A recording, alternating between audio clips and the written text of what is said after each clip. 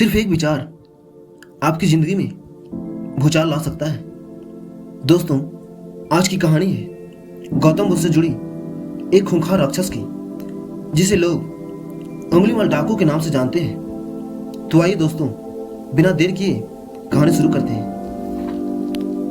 श्रावस्ती के उंगलीमाल को हम एक डाकू के रूप में ही जानते हैं।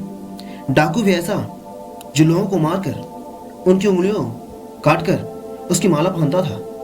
भगवान बुद्ध पर भी हमला किया था उन्होंने। आज भी उसकी कहानियां श्रावस्ती स्थित उसकी गुफा में गूंजती है। लेकिन वास्तव में उंगलीमाल कोई डाकू नहीं था, बल्कि एक भटका हुआ विद्वान ब्राह्मण था, जिसे उसके ही गुरु पत्नी की काम वासना ने बना दिया था हत्यारा। श्रावस्ती में उस समय राजा प्रसेनजीत का राज था।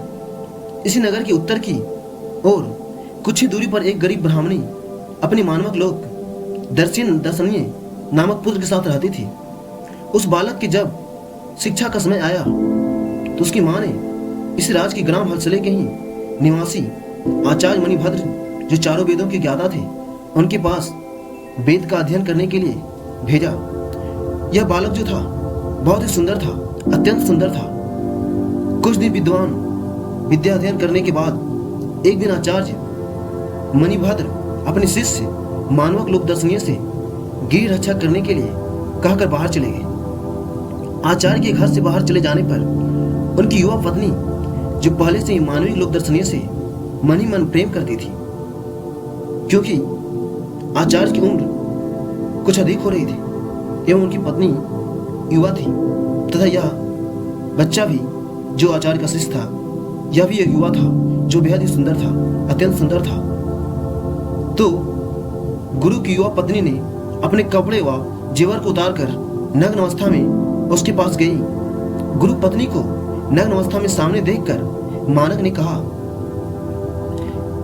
कहा कि अगर आप मेरी मां की तरह हैं, इसलिए आप अपने कपड़े पहनकर अंदर चली जाएं।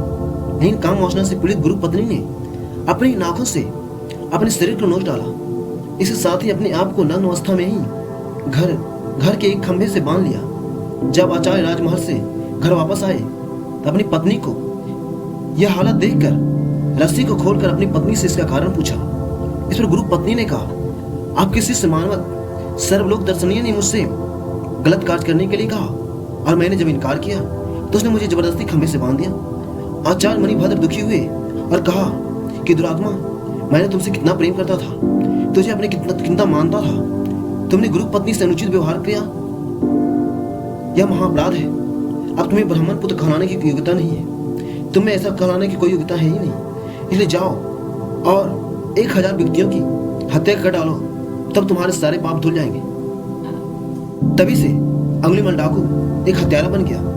गुरु के आदेशानुसार वह हत्या करने के लिए निकल पड़ा, और तभी से वह प्रण लिया कि 1000 लोगों को मारेंगे। 1000 लोगों को मारने का प्रण लिया उन्होंने। 999 लोगों को मार दिया था। वो जिस पहाड़ी पर रहता था वहां का रास्ता बंद कर दिया गया था एवं वहां बोर्ड पर बोर्ड लगाया गया था कि यहाँ जाना निषेध है। यहाँ उंगलीमाल डाकू रहता है। ये 999 लोगों को मार चुका है। वहां का राज्य भी बहुत असंदिग्धता था। वहां का राजा भी कांपता था वहां जाने से। उसकी मां उससे मिलने कभी कभी जाया करती थी, लेकिन जब उसने सुना कि उन्होंने 999 लोगों को मार दिया है तो उसकी मां की भी वहां जाना बंद कर दिया। वह मन ही मन सोचती थी कि क्या पता ये मुझे ही मार दे अपनी प्रतिज्ञा को पूरे करने के लिए। पूरा गांव उससे कांपता था। तभी एक घटना घटती है। महात्मा बुद्ध आए वहां पर, और उनके साथ उनका एक शिष्य भी था। उसी रास्ते पर जा रहे थे जिस रास्ते पर उंगलीमाल रहता था। बुद्ध का शिष्य ने बोला, तथागत, यहाँ जाना ठीक नहीं है। यहाँ उंगलीमाल डाकू रहता है। उसने 1000 लोगों को मारने का प्रण लिया है। 999 मार चुका है। आपका यहाँ जाना खतरे से खाली नहीं है। राजा भी यहाँ जाने से कांपते हैं। उसने शिष्य ने कहा, रास्ता बदल दीजिए। बुद्ध ने कहा, अगर तुम मुझे नहीं बताता तो संभवतः मैं यहाँ ना जाता, लेकिन तूने जब मुझे बता दिया तो मैं रास्ता छोड़ने वाला नहीं हूँ। उसको मेरी जरूरत है। बुद्ध उसी रास्ते पर आगे बढ़े। अंगुलीमाल ने बुद्ध को आते हुए देखा। ध्यान से सुनिएगा, कहानी गौर से सुनिएगा, ये आपकी जिंदगी में बहुत काम आएगी। बुद्ध आगे बढ़ा और अंगुलीमाल ने जब उसे देखा तो बड़ा खुश हुआ, बहुत ही प्रसन्न हुआ कि आज हमारी प्रतिज्ञा पूरी होने वाली है। गौतम बुद्ध देखकर आश्चर्य हुए। गौतम बुद्ध को देखकर वह राक्षस भी कांप गया और बोला, सन्यासी रुक जा, हालांकि हमें खुशी हो रही है कि तू हमारा हजारवां शिकार है। बुद्ध ने कहा, तू डरता क्यों है? तू भी क्षत्रिय, मैं भी क्षत्रिय, देखता हूं कौन किसे मारता है। अंगुलीमाल फिर बोला, सन्यासी तू रुक जा। तो बुद्ध ने कहा, मैं तो 50 साल पहले रुक गया, अब तू रुक जा। अंगुलीमाल ने हृदय में एक युद्ध सा छिड़ गया, क्योंकि बुद्ध में ऐसी तेज थी कि उसकी तेज को देखकर कोई भी आश्चर्य हो जाता। भगवान बुद्ध की तेज को देखकर अंगुलीमाल के हृदय में एक युद्ध सी छिड़ गई। वो सोचा कि मैं इसे मार दूं या छोड़ दूं। बातों बातों में बुद्ध अंगुलीमाल के बिल्कुल करीब पहुंच गया। दोनों एक दूसरे के आमने सामने खड़े हो गए। अंगुलीमाल ने बोला, तुझे मार दूंगा, तू लौट जा। बुद्ध ने कहा,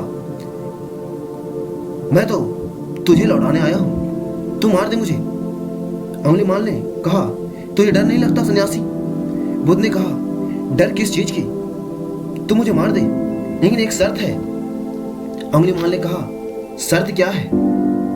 जब उन्होंने ऐसा कहा अंगुलीमाल ने कि शर्त क्या है, तो बुद्ध ने कहा कि तू सच में ताकतवर है तो जा, यहां इस जो सामने पेड़ दिख रहा है, इस पेड़ की 10 पत्तियां तोड़ कर ला। अंगुलीमाल की हंसी फूटी, उन्होंने हंस पड़े और वह राक्षसों की तरह जोर जोर से हंसने लगा और बोला, बस सिर्फ 10 पत्तियां? अरे पत्तियां तो क्या, मैं पूरा पेड़ ही उखाड़ लाता हूं। बुद्ध ने कहा, पूरा पेड़ उखाड़ने की कोई जरूरत नहीं है, सिर्फ उसकी 10 पत्तियां तोड़ कर लाओ, सिर्फ उसकी 10 पत्तियां तोड़ कर लाओ।